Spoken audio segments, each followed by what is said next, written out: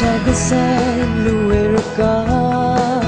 mong giờ lòng nỡ là ra già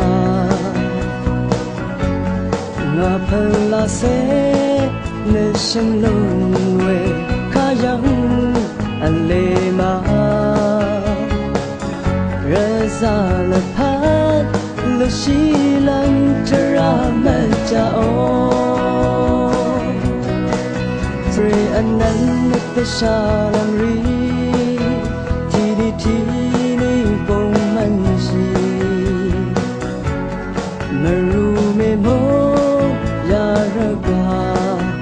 agu mà sợ la mà phần là sẽ su lớn giang mà rực nó lập hạ sóng sương ơi không thể đã sang anh lưng chừng rực xa trời từng đợt cả nào uri sơ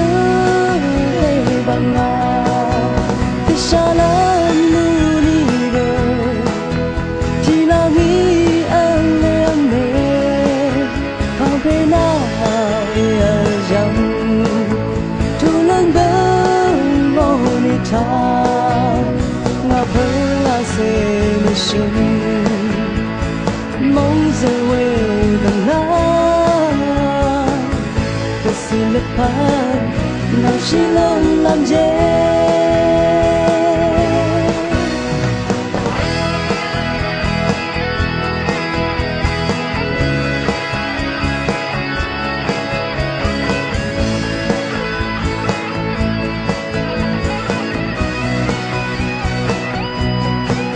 rồi anh nắng nước tới xa làm ri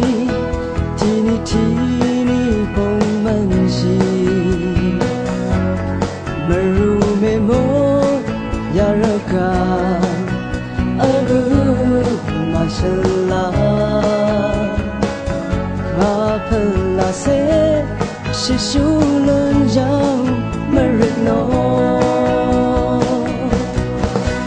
lập hạ sóng sương ơi không thể nào sang anh lưng chừng rực xa trời từng tất cả nào uri sơ tê bằng ngà tôi xa lắm lu ni gờ thì là nghĩ anh lê anh mê không thể nào e rằng thu lớn bớn mô ni ta ngà phơi là sẽ nơi sân mong giờ quê gần na tôi xin lấp phát tại phù lâm đi